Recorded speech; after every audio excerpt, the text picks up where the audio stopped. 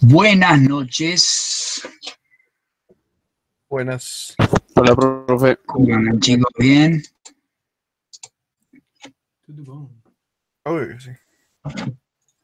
Muy bien. Tuve que hacer un mate porque si no me iba a dormir. Está como para dormir, ¿no? Está como dormir. Ya vengo hablando de las 6 de la tarde, ya veo que me está dando sueño. Bien. El tema que estuve dando en cuarto da sueños. Defectos en las estructuras cristalinas. ¿Se acuerdan de eso? Qué chula. Sí, profe. Bueno, profe. ¿Cómo andás? Bien, me agarré cenando una mandarina. Bien ahí, bien ahí. Yo estoy tomando mate. Recién empecé el mate. Dejé para esta hora el mate porque si no me iba a dormir. Bien. Hoy hay un tema nuevo. Chicos, antes de comenzar, bueno, ustedes cumplen, por lo general no tienen problemas ustedes. Porque por ahí algunos me reclamaban que aparecían sin haber cumplido y sin embargo estaban todas las clases. Y es lo que yo le comentaba. Los prácticos que les faltan, entréguenlo por Classroom y pónganse al día.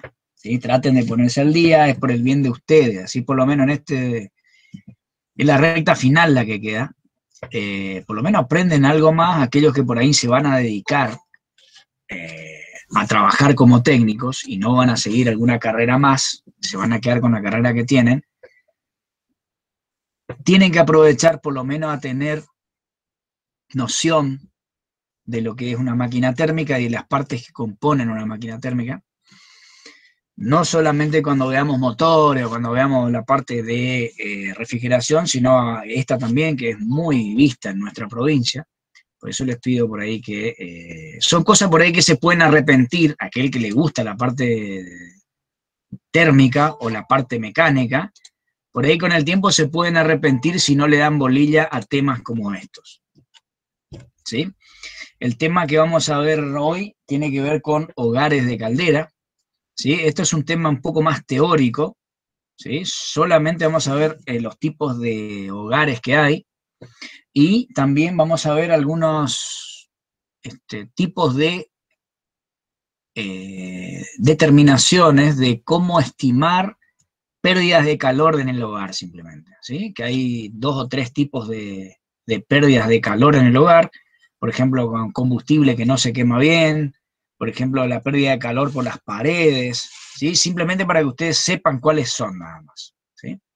Un tema más de índole teórico, el próximo sí que es tiro, ese sí es un poco más práctico. Uno de los últimos temas con práctica que vamos a ver, después viene muy todo teórico, la parte de motores es muy teórico, pero te tienen que llamarse la atención ahí porque estando en un 6º año de electromecánica, les tendría que interesar, y si no les interesa, tendrían que conocer por lo menos este tipo de cosas, ¿sí? No solamente calderas, sino, como le dije antes, por lo menos que sepan cómo funciona un motor de combustión y la diferencia que hay entre un motor diésel y un motor nafta, ¿sí? Por lo menos eso tienen que saber. O la diferencia que hay entre un motor 2 tiempos y 4 tiempos. Mínimo, ¿sí? Por ahí hay gente que maneja mucho el tema porque está en eso, así que les pido paciencia porque hay gente que no sabe y hay gente que por ahí es la primera vez y tampoco tiene la obligación de conocer cómo funciona un motor de combustión. ¿Sí? Ahora sí, les pido en esa parte también que presten atención porque es la única vez que van a ver todo esto y por ahí tal vez les sirva en su vida profesional. Tanto en su vida como en bajada, dijo. Bien, a ver, ahí compartí la pantalla. Dice hogares de caldera. Bueno, el hogar es un recinto donde se desarrolla la combustión, es decir, donde reacciona el combustible con el comburente. Si bien ya habíamos visto, y ya habíamos visto calderas, nosotros acá vemos que es el lugar donde se realiza la combustión, ¿sí? Hay distintos tipos de hogares, vamos a ver la clasificación, y quizás en un par de clases sacamos este tema porque no es muy extenso. Yo no lo hice muy extenso porque si no, no nos va a alcanzar el año para ver los temas que faltan. Bien, dice el combustible con el comburente transformándose en calor, la energía química latente del primero, sería del combustible, ¿sí? O sea, el lugar donde se lleva a cabo la combustión del combustible, con el oxígeno del aire. Eso sería la definición de hogar. Lo que acá es hogar en el motor de combustión es cámara de combustión, por ejemplo, ¿sí? Donde se lleva a cabo la reacción química y la transformación energética. Sus dimensiones y formas del hogar deben permitir que la combustión se complete antes de que los productos gaseosos alcancen la superficie de calefacción de la caldera. ¿Sí? Los productos gaseosos, antes de que los productos gaseosos alcancen la superficie de calefacción de la caldera, que se encuentra relativamente fría para evitar así la deformación de hollín que al depositarse sobre ella disminuye su conductividad térmica. ¿Sí? Está muy simple. ¿Sí? Debe ser de tal forma y tiene que tener tal tamaño, el hogar estamos hablando, de modo que la combustión se termine antes de llegar a las paredes de la caldera. La olla negra, por eso se llama olla negra, la alejan de las llamas y hacen que la llama no le toque. ¿Quedaría negra la olla? No. ¿Por qué? Porque ustedes queman el combustible totalmente antes de que la llama toque la superficie de la caldera. ¿Y qué sucede? Ahí lo dice. ¿Qué sucede si lo hago antes? ¿Queda hollín, como queda en la olla cuando la usamos para eso? Los guisachos, esos que se hacen en tipo fogones, así. Entonces, ¿qué sucede ahí? Y queda una capa de hollín. Una cosa es hacer un guisacho, que dura 1 hora la cocinada o 2. Pero otra cosa es una máquina que está funcionando 24 horas por día, 365 días por año. Eso es distinto, porque el hollín en algún momento te va a quedar una capa de 20 centímetros más o menos, y eso es un excelente aislante.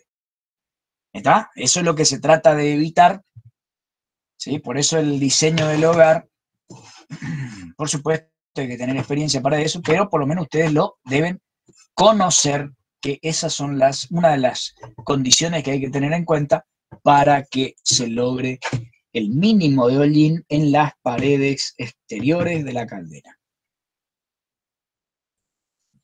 Chicas, chicos, se escucha, se entiende, se ve. Sí, re bien, profe. Sí, profe. Bien. Bien. Por eso acá disminuiría su conductividad térmica. Eso es lo que se lograría si yo meto la llama sobre en la superficie de la caldera. Por supuesto que si tengo un hogar movido con gas, con quemadores, esto sucedería muy poco, prácticamente nula sería la capa de hollín depositada, porque el gas tiene una combinación muy repentina con el oxígeno del aire, ¿sí? Generando casi nada de hollín, ¿sí? Prácticamente nulo sería la producción de hollín. Por eso sería otro diseño si yo estoy quemando gas, sería muy diferente a si yo estoy quemando leña. Fíjense que en la hornalla ustedes ponen la olla encima de la llama y no queda con hollín, ¿sí? ¿Por qué? Porque la combustión se logra perfectamente. Por eso la llama de color azul, ¿sí? Significa que eso nos da la pauta de que la combustión se está logrando en forma óptima. Bueno, la elección, así como las características de un hogar, depende de varios factores, en especial del estado del combustible en que se va a quemar. Justo lo que decíamos recién. Sólido, líquido o gaseoso. Bueno, acá nuevamente vemos el esquema, pero en este caso refiriéndonos a hogares, ¿sí? Antes analizábamos la parte de acá arriba, la parte superior, que era la caldera, cómo funcionaba, etc. Ahora vamos a analizar esta parte acá, Y el próximo tema vamos a realizar esto que está acá. ¿Sí? Bien. Entonces, vamos a hacer una clasificación de hogares. Tenemos hogares exteriores o interiores. La ubicación acá, a la caldera sería. Y el tipo de caldera, un cilindro de agua, humo tubular, cilindro de agua, humo tubular o acuotubular. ¿Sí? Bien. Bueno.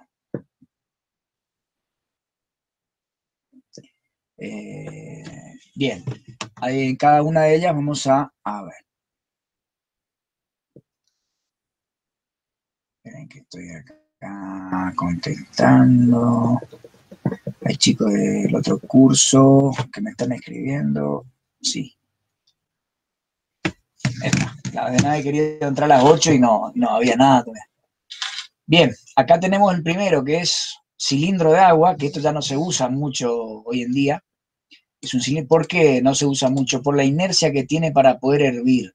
Yo si estoy cargando agua en un tacho con agua acá así, enseguida dejaría de hervir y tiene una inercia térmica muy grande. Por eso es que se utilizan tubos.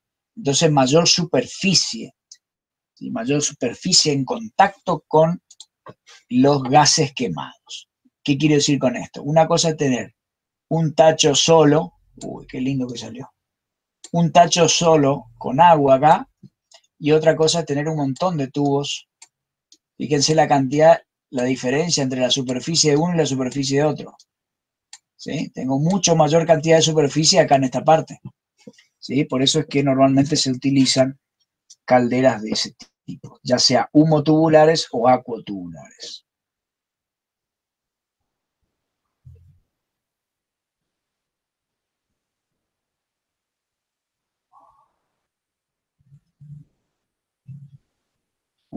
Pobre pibe.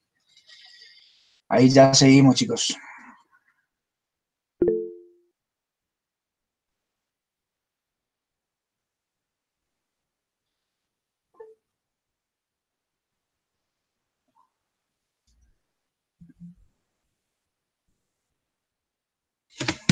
Sí. Sí. A ver, chat. No, yo corté nomás porque acá un pibe, pero no sé qué curso dice que no puede asistir hoy a clase porque se le suicidó la tía, hijo. O sea, no sé quién debe ser, la verdad que qué triste noticia. Bien. Bueno. ¿Cómo? Ok, loquísimo. Sí, terrible. Bien. Hay muchas máquinas también, vos escuchás los medios de comunicación y te querés tirar bajo un puente, más o menos. No hay que darle mucha pelota a eso, mientras uno esté sano y esté comiendo, listo, qué tanta historia. Bueno, sigamos. Está entonces con esto, por eso es que estos tachos por ahí ya son como explicativos, están perfectos, pero normalmente lo tenemos acuotubulares o humotubulares. ¿Sí? Acá tenemos, esto es con hogar exterior, ¿sí? Y cilindro de agua. ¿Está? El hogar exterior está acá. ¿Ven? Lo que entra son los humos acá. ¿Está? Este es el hogar exterior. Acá se ve de frente, ¿sí? Acá tenemos otro con... Este es con tubo de humos, ¿sí? Hogar exterior, ven acá, y el tubo de humo está acá. Y este es el tacho con agua, ¿sí? De acá puede ser que tenga otro paso por adentro y acá sale por la chimenea por acá arriba, ¿sí?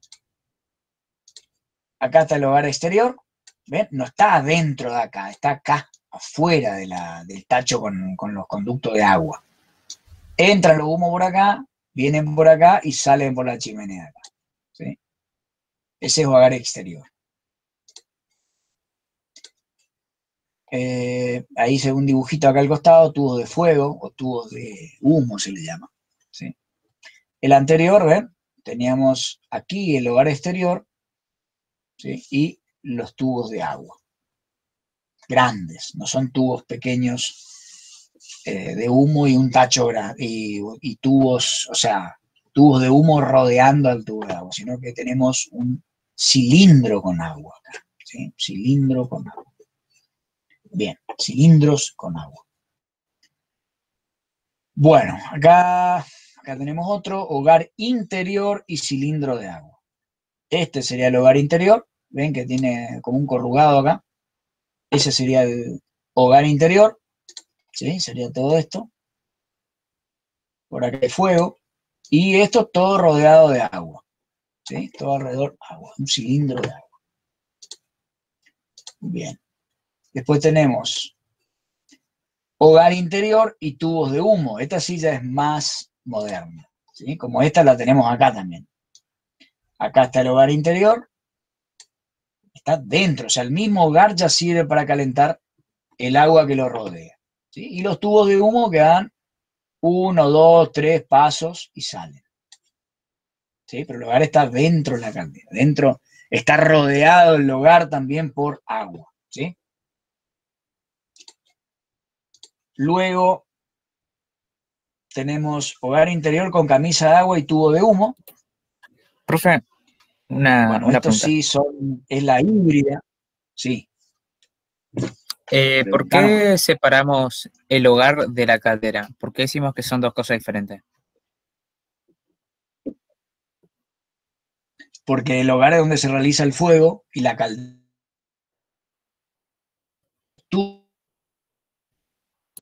adentro es lo que calienta el agua. Es como querer decir, ¿por qué vos decís olla a presión y fuego si es todo lo mismo? No, vos tenés la combustión es una cosa. Después, ¿dónde está ubicada tu hornalla? Es otra cosa. La hornalla y dónde está ubicada sería el hogar. Y la olla sería la caldera. El medio donde se permite que el agua se caliente. Esa sería la caldera. ¿Está? Por eso la clasificamos como si los tubos van por afuera, si los tubos son de agua, si los tubos son de humo. En cambio acá es dónde está el fuego, si adentro o afuera. Aparte de si es con tubo de humo, que eso ya lo vimos ya. Aparte de si es por tubo de humo o tubo de agua, depende. ¿Sí?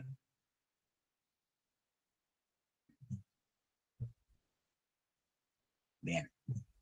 ¿Estamos? Bien. Por ahí yo me corto un ratito, pero es porque me tiran mensajes acá de otros cursos. Y por ahí me corto un poquito. Bien. Total es hasta las 10 la clase, ¿no? No, 10:30, profe. A las 9, no Profe, quiero... usted dijo que era hasta las 12. No se quiere ir antes. Ah, así me gusta. Así me gusta. Bien ahí, bien ahí. Esa es la actitud. Yo recién estoy empezando el mate, así que hasta las 10:30 tranquilo, bota. Bien, a ver acá. Este era otro, hogar interior, muros de agua. Esta es una acuotubular, con la diferencia que el hogar está adentro de la caldera. ¿Sí? Acá en esta es hogar interior con camisa de agua y tubo de humo. O sea, esta es una híbrida que ya la habíamos visto en calderas. Pero lo único que decimos acá es que el hogar es interior, porque está dentro de la caldera. ¿Sí? Pero ¿cómo rompen la paciencia estos tipos de preceptores de sexto y de no sé qué mierda? Yo no sé, tengo como 50 grupos o menos tengo. Bien. Esta es de la acuotubular. Que el grupo de preceptores, que el grupo de profesores, que profesores con alumnos, que alumnos con preceptores, que no termina mal. Bien.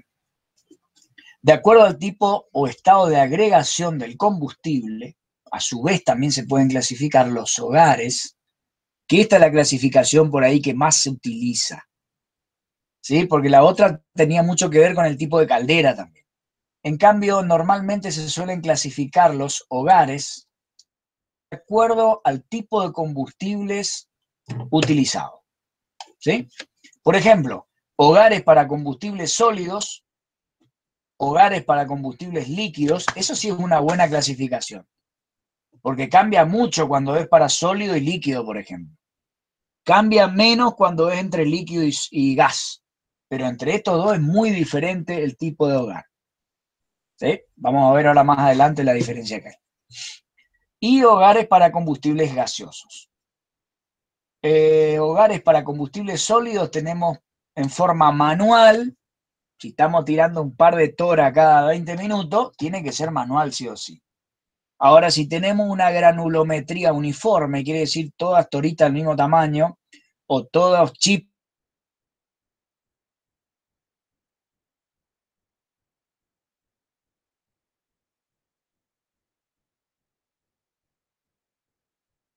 pulverización mecánica o pulverización fluida. Se cortó, profe, no sé si solo Sí. mi capaz o... Sí, se me cortó también. No, voy a volver. Ah, ya tenés micrófono. Bien ahí. Bueno, vuelvo.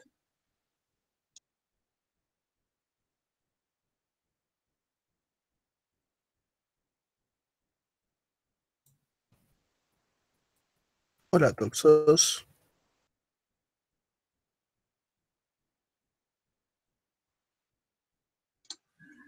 Bueno, vamos de vuelta.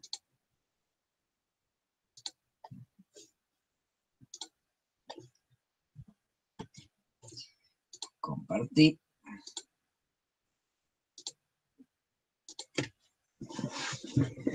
Bien ahí.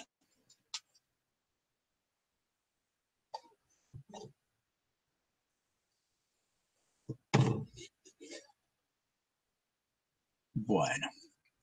Ahí se escucha, chicos, chicas. Sí. Chiques, por favor. Chique, mirá vos. Ese quiere ver nunca en la casillera ahora. Fíjate vos al nivel de pelotudez que uno llega, que se llega en un país, vos decís, no puede haber tanto pelotudez. Y sin embargo, es como que nos están dominando. Zarpado. ¿Qué hijo de mí? Hasta Hay el cosas presidente lo dice, que profe. no se...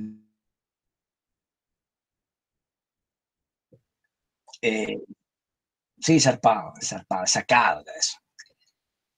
Bueno, entonces, como les decía, esto es la clasificación muy usada porque uno lo ve más claro porque se refiere solamente a hogares y al tipo de combustible que quema el hogar. Entonces, es muy preferible también, si bien no hay que perder de vista la clasificación anterior porque tiene que ver con el tipo de caldera, pero también hay que tener muy en cuenta este tipo de clasificación que es muy útil, ¿sí? Principalmente por cómo funcionan. Porque, viste, vos podés decir hogar exterior o interior y te quedás ahí. Pero cómo funcionan, hay muchos métodos, por ejemplo, de hacer la dosificación mecanizada de un combustible sólido. Hay muchos métodos. Después la pulverización de líquido y gaseoso más o menos es parecida. Pero principalmente la de sólido hay mucha variabilidad. Bien, hogares para combustibles sólidos. Ahora empieza eso. Estos hogares se caracterizan por la presencia de una parrilla que es la encargada de soportar mecánicamente el combustible.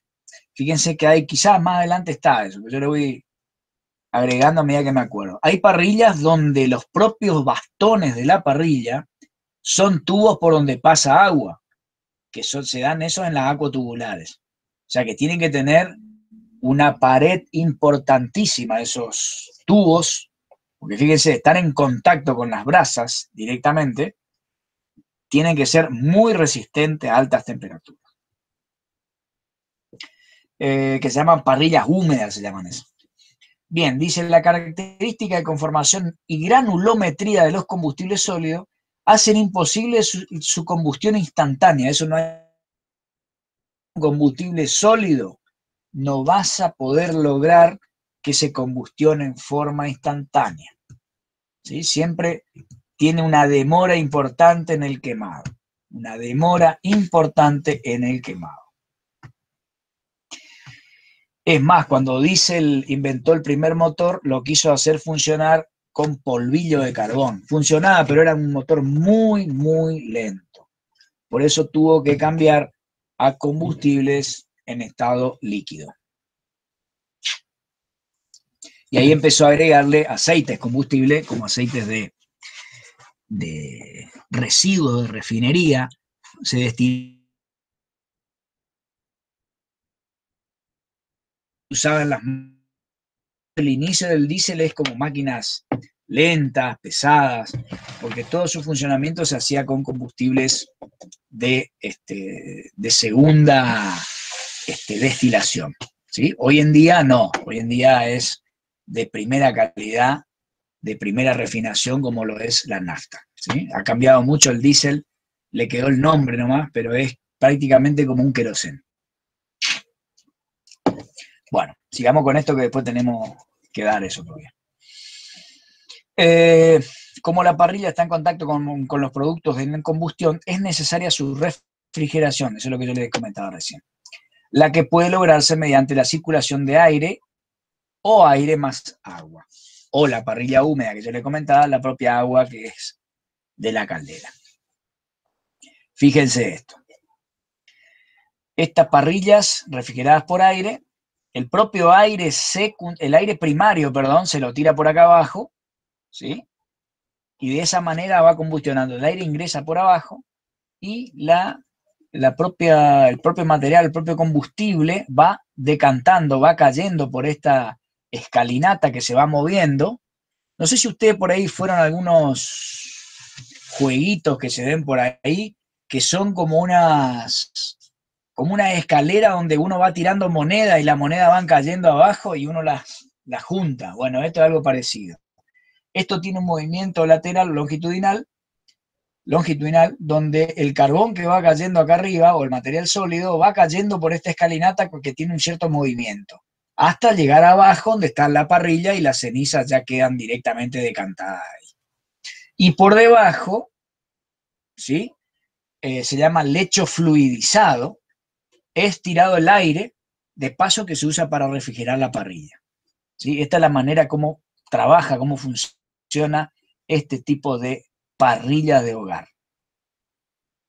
Se la construye de materiales resistentes. Fíjense que se ve acá que el material de las rejillas estas es refractario, ¿sí? Por las altas temperaturas que demanda la quema del carbón, por ejemplo, ¿sí?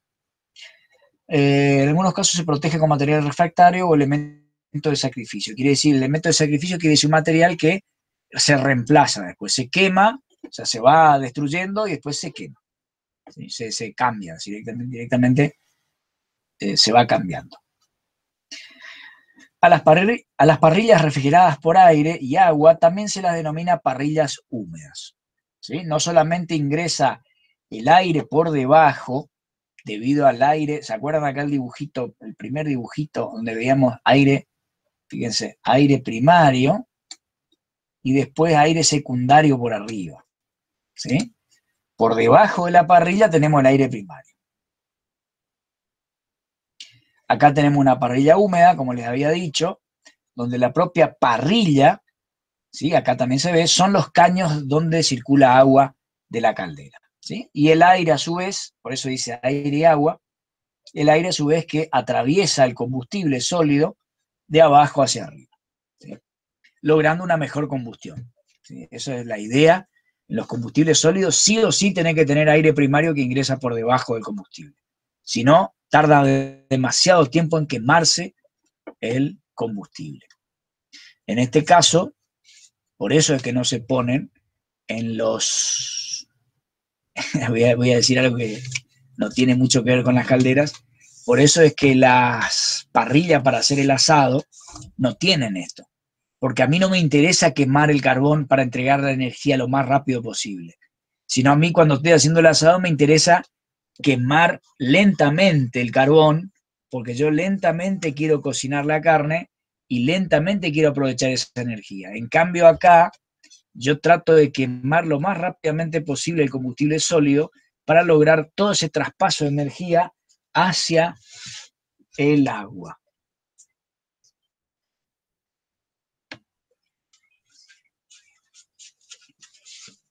¿Está? ¿Se entiende hasta ahí? ¿Alguna preguntita?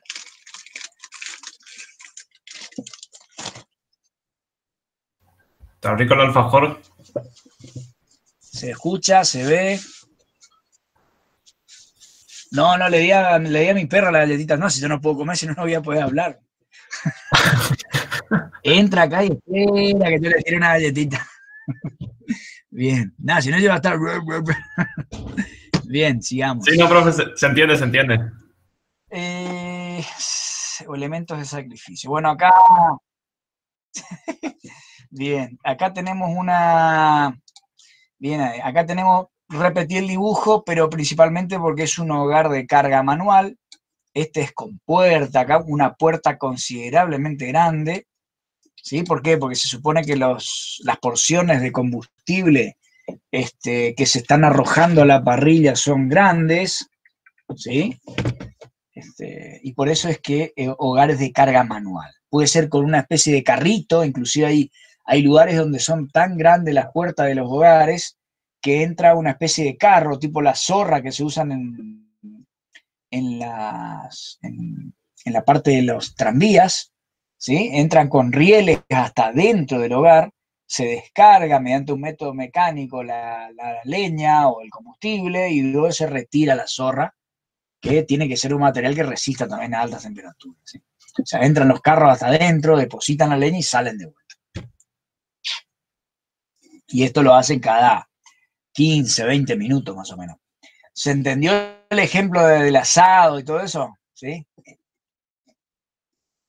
Después tenemos acá, fíjense acá esto, dice hogares de carga mecanizada. Viene de una especie de tolva en el combustible y es despedido por una especie de rueda dentada, ¿sí? Hacia el hogar. El proceso de disparo se da con una especie de aletas que tienen unos ejes, de modo que con el funcionamiento de un motor eléctrico, ¿sí? De un motor en general, es despedido el combustible sólido alimentando a la parrilla, ¿sí? Alimentado por debajo de la parrilla, puede ser por debajo, por encima, depende del modelo de este tipo de dispenser, por decirlo así. Creo que ahí no tengo otro dibujo, voy a conseguir un dibujo un poquito más ilustrativo, ¿sí? Para poder analizarlo mejor. Voy a agregar un dibujito ahí y hacemos un poquito de referencia a la próxima clase, creo que pasado mañana, creo que sí. Bien.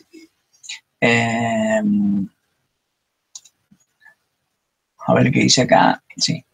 Bueno, acá tenemos los hogares con combustibles líquidos. Esto se parece a lo que sucede en el motor de combustión, porque es directamente, se pulveriza con un inyector, parecido a lo que sucede en los combustibles gaseosos, ¿sí? Un inyector donde directamente distribuye el combustible, acá en el caso del gas ya mezclado, fíjense que va el gas con el aire primario va junto y el aire secundario soplado a un costado, ¿sí? Eso sería, acá estaría, la mufla es el cono donde sale la llama, ¿sí? Y esto es el inyector de gas. Volvamos para atrás, en el caso de los líquidos, que ser dosificada de esa manera, ¿sí? Con un inyector, y la dosificación, o sea, la relación de aire y combustible debe ser regulada de acuerdo al tipo de combustible que estamos dosificando. Normalmente, los dosificadores, los líquidos usados para los hogares de caldera son líquidos o fluidos pesados. Por ejemplo, fuel oil. ¿Sí? Por ejemplo, fuel oil es o el diésel pesado, que es como un aceite prácticamente, ¿sí? O algún residuo de alguna oleaginosa puede ser también. Acá en la azucarera de San Javier se utilizan sólidos y algunos licores que se destilan de la caña de azúcar, son usados como combustibles también. Las hojas o los bagazos que se le dicen que sale de la destilación de la caña, de la presión que se le da a la caña cuando se la estruja, y el residuo se usa como combustible sólido, ¿sí? Y también a veces se le agrega algunos licores que surgen de la destilación, ¿sí? Lo mismo sucede en Alto Paraná, los licores también que se usan para la formación de la pasta de papel, también algunos tipos de licores se los son como productos que surgen del tratamiento, ¿sí? Son utilizados algunos como combustibles, ¿sí? Hoy en día hay que tener muy en cuenta y mucho cuidado en el uso de estos combustibles porque sus residuos pueden ser muy perjudiciales para el ambiente. Por ejemplo, cuando tienen azufre, el ácido sulfúrico que provoca la lluvia ácida, ¿sí? Hoy en día hay una regulación global de estos tipos de quema de combustibles. Ustedes podrán escuchar a los autos cómo los tienen muy controlados, ¿sí? Por eso es tanta tecnología que tienen los vehículos hoy en día, no solamente por el tema de seguridad, sino que la electrónica ha sido incorporada en los vehículos no para aumentar la potencia, no para aumentar su rendimiento. El aumento de rendimiento y el aumento de la potencia son resultados de la electrónica aplicada al motor, pero el objetivo de la electrónica aplicada al motor es disminuir las emisiones al ambiente.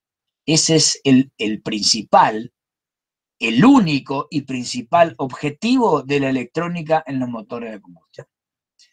Ahora que le quieran afinar más o que hagan más preciso todo, pero empezó por las reglamentaciones de contaminación ambiental.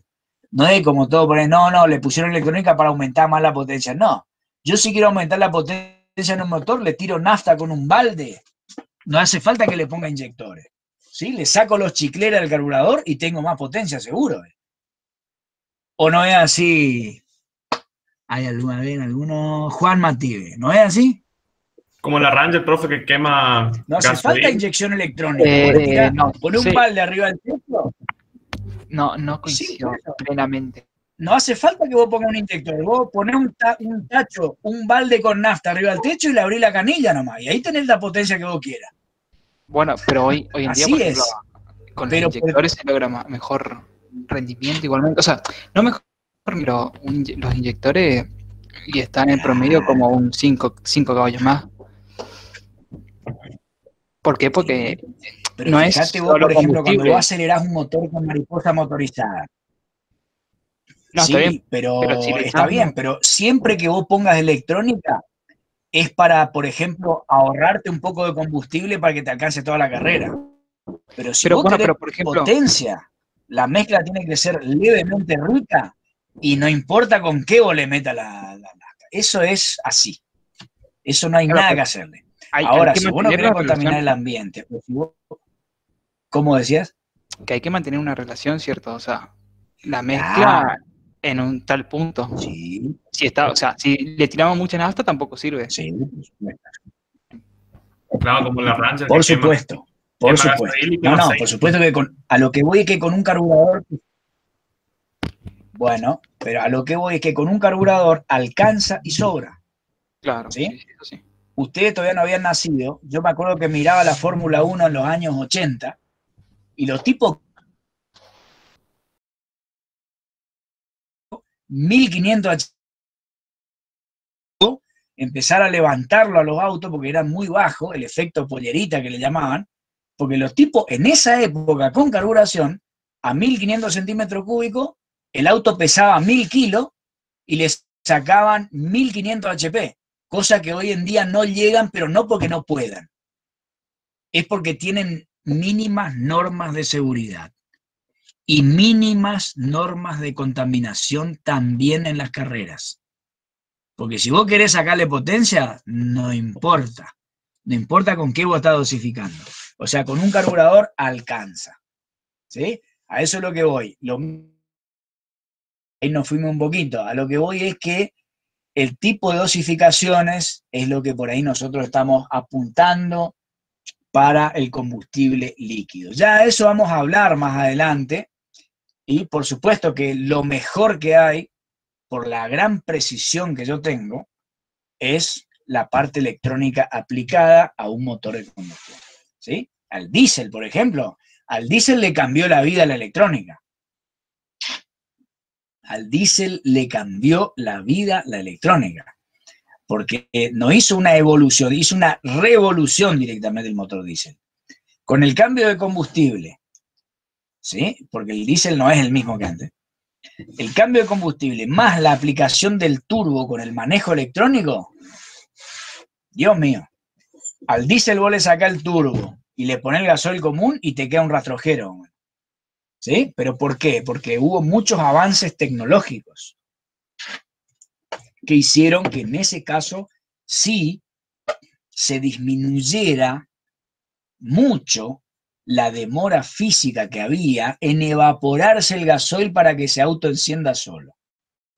Hoy, con las grandes presiones de inyección que se tienen en los motores diésel, esa demora prácticamente casi no existe, cosa que ha avanzado un montón de casillero el diésel con ese aumento de presión de inyección, ¿sí? Lo cual hace que, en lugar de ser una gota, es casi una molécula lo que se está inyectando, en comparación, ¿sí? Antes era una gota que se tenía que calentar, el inyector mecánico, por ejemplo.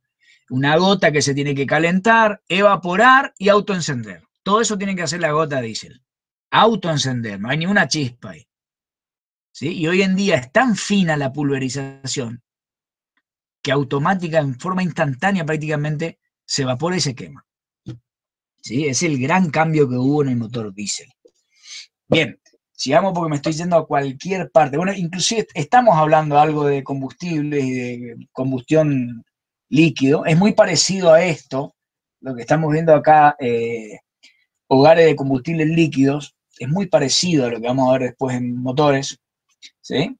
Y ahí vamos a hablar bastante sobre las mejoras que hizo la electrónica en los motores de combustión interna. Y las mejoras que sacaron ahora, fenomenales, variación de relación de compresión, hay cosas fantásticas que son las últimas cartas que están jugando, que son cosas muy novedosas y que realmente han elevado el rendimiento del motor a combustión. Ojo con lo que yo dije recién del aumento de potencia. Elevar la potencia no significa elevar el rendimiento. Ojo con eso. Si vos querés más potencia, tirale el balde, como dijimos antes, ¿sí? Ahora, si vos querés aumentar el rendimiento, hay que trabajar muchas cosas. Principalmente la entrada y salida de gases al motor. Eso es otra cosa. De ahí que vos, con el aumento de rendimiento, tengas más potencia, es otro cantar, ¿sí? Ya vamos a ver todos esos términos que son bastante interesantes en ese tema. Bueno, como siempre me paso la raya. A ver acá, dice, hogares de combustibles líquidos. Los factores de mayor influencia sobre la combustión de combustible líquido en un equipo industrial son la pulverización, la vaporización, combustible con el aire, ¿sí?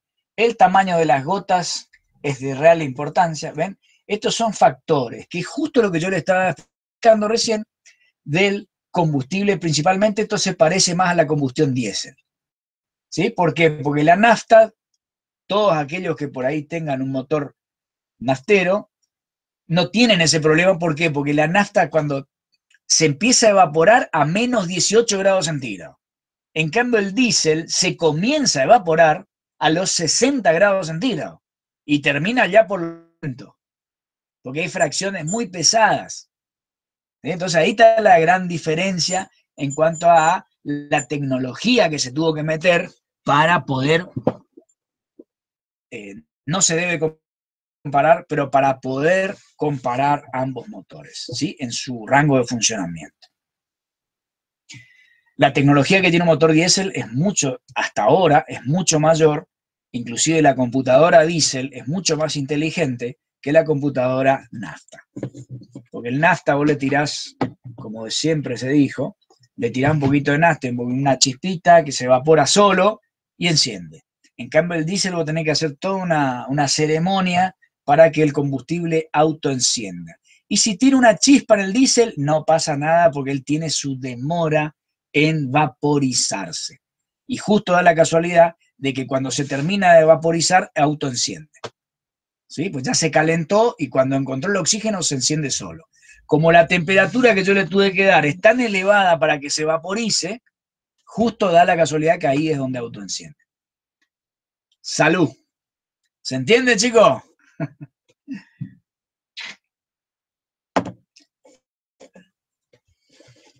El trago ahí, de mate, por supuesto.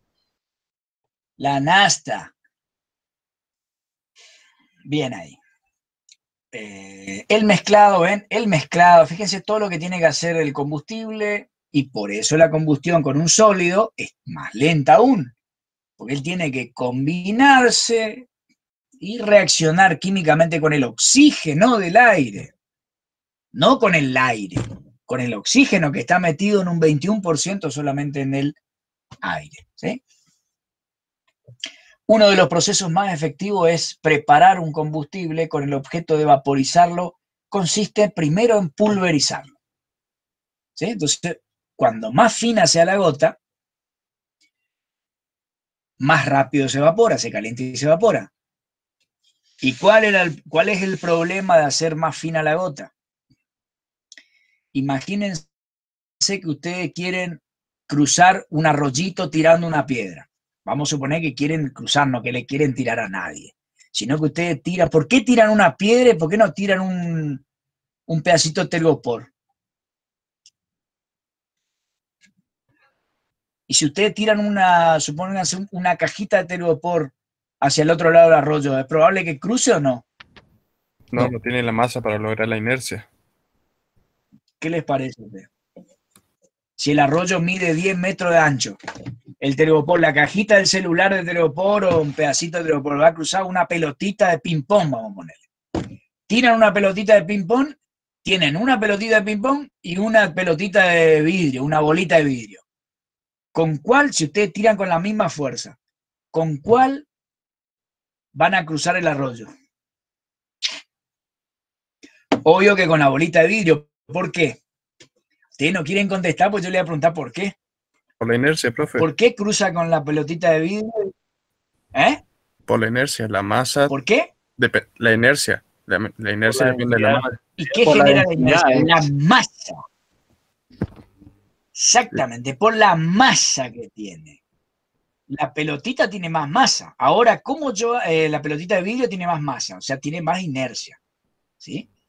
Ahora, ¿cómo yo hago para tirar la pelotita de ping-pong? Agarro esa lanzapelota y la tiro con ese lanzador de pelota y cruza. ¿Pero qué necesite? Mucha mayor diferencia de presión. Una fuerza mucho mayor. ¿Cómo yo logro inyectar en la cámara diésel gotitas mucho más finas, pero que lleguen lejos? Con una diferencia de presión muy elevada. Por eso es que la presión de inyección del diésel es muy elevada comparada con los diéseles anteriores. Porque antes el diésel anterior tiraba un chorro de gasoil, porque si no, no llegaba a la mitad de la cámara, se quedaba ahí en el pico nomás. ¿Sí? Entonces la presión de inyección era 350 bars, 450 bars de presión de inyección. ¿Sí? Hoy en día en los motor common rail, o en los inyector bomba, lo que sea, la presión de inyector llega hasta 2500 bars, según el tipo de combustible. ¿Por qué? Porque yo tengo que tener el lanzapelota para tirar la pelotita de ping-pong. Si es mucho menos masa la que yo tengo que arrojar, necesito mucho mayor fuerza para tirarla. Y eso se logra con una diferencia de presión altísima. No nos olvidemos que ya la presión en la cámara diésel es muy alta, o sea que yo tengo que ir mucho más allá, todavía, con la presión de inyección, para poder lograr insertarme en la cámara de combustión. Seguramente que esto lo voy a repetir otra vez cuando demos diésel, pero por ahí justamente coincide con el tema que estamos dando acá. Cuando yo veo lo que dice la pulverización, ¿sí? Es el lanzado de una fina película de líquido. Eso sería un chorro. Una fina película, dice acá, de líquido. Eso es el chorro. A través de un gas relativamente quieto. Es una pulverización mecánica. ¿Sí? Por eso también, después vamos a ver la importancia de la turbulencia, el movimiento de los gases, para lograr una combustión mucho más rápida. ¿Sí? Esto acá, en la primera, en un gas quieto, que se logra solo pulverizando el combustible. Acá dice, lanzando una corriente gaseosa a elevada velocidad a través de una película de líquido. ¿Sí? Esa sería una pulverización fluida. ¿Por qué? Porque yo hago mover a los dos ahí. Al hacer mover a los dos, ¿sí? Tengo una combustión mucho más rápida, ¿sí? Una evaporación y una combustión mucho más rápida. En eso nomás se parecen, porque la ventaja que tienen estas máquinas de combustión externa es que ya la fogata está en un mismo lugar siempre. No es que yo tengo que gastar todo el combustible, después aspiro aire de vuelta y lo vuelvo a quemar en cero, como lo hace el motor de combustión interna. La gran ventaja del motor de la máquina de combustión externa es que la llama siempre está ahí y me ayuda a que la dosificación enseguida se transforme químicamente, ¿sí? Y la ventaja que tiene el motor de combustión interna es que la misma compresión, la misma aspiración y compresión del aire hace que ya se forme un gran torbellino, que esto ayuda mucho a que las revoluciones puedan aumentar. Si el aire estaría quieto como en esta máquina, y las revoluciones no irían más de 500 RPM. En cualquiera de los dos motores, ¿sí? Chicos, disculpen la intromisión, pero ahí yo le hago la comparación entre máquina de combustión interna y la externa para entender un poquito más el tema de pulverización. En ambos casos se aplica una fuerza que obliga al líquido a desarrollar una película delgada. Cuando más delgada sea la película, más fácilmente se va a evaporar. Hay un ejemplo que yo siempre doy de combustión líquido. El líquido siempre, recuerden eso, siempre debe evaporarse antes de combustionar. Ahí se explica un poco más detalladamente lo que es el aire primario. Es el único que llega al hogar. O sea, el aire primario es el que impacta contra el hogar. El aire secundario es tirado por encima del hogar con el objetivo de quemar lo que todavía no se ha terminado de quemar, o sea, el monóxido de carbono, que es una combustión incompleta todavía. Yo lo puedo explicar así porque ya vimos el tema de combustiones, y queda energía por sacarse todavía de acá, ¿sí? Producido en la zona de reducción de gases, combustibles de un hidrocarburo X, ¿sí?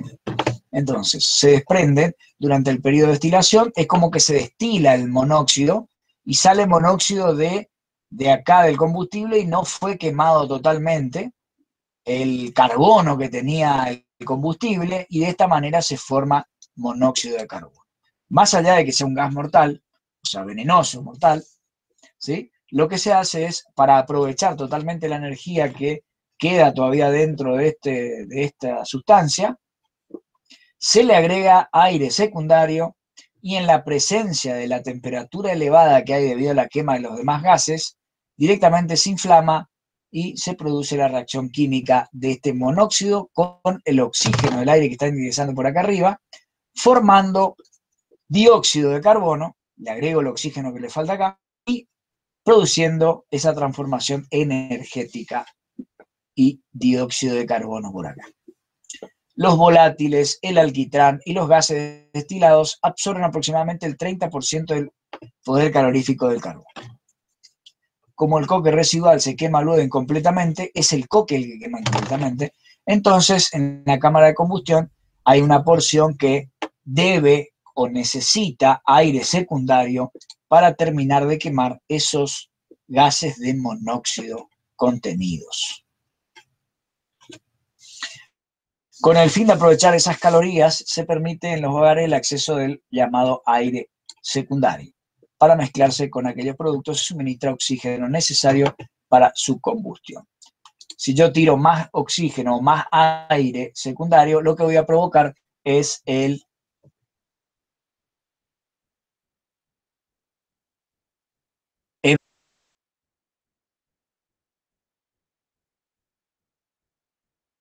veremos, queda un par de hojas nomás, y veremos cómo se calculan las cantidades de calor perdidas. Así podemos sacar la cantidad de calor aprovechada, que sería esta. La cantidad de calor que yo puedo sacar idealmente sería la cantidad de combustible que tengo multiplicada por el poder calorífico inferior del combustible. Eso me daría toda la cantidad de calor que yo puedo desarrollar. Ahora, es esa cantidad de calor menos las cantidades perdidas de calor. Y vamos a ver que hay 2 o 3 cantidades perdidas de calor y por lo tanto tenemos un rendimiento del hogar, el cual va a ser el Q útil dividido el Q de combustión total. Bien, niños, niñas, hasta aquí hemos llegado. Muchas gracias por su participación. Qué bueno, Nos justo terminé mi vemos mate. el miércoles. Ah, bien. Ahí me falta un par todavía. Muchas gracias, nos vemos. No, gracias, profe, a usted. Nos vemos. Gracias, profe. Hasta luego. Adiós. Gracias, chao chicos.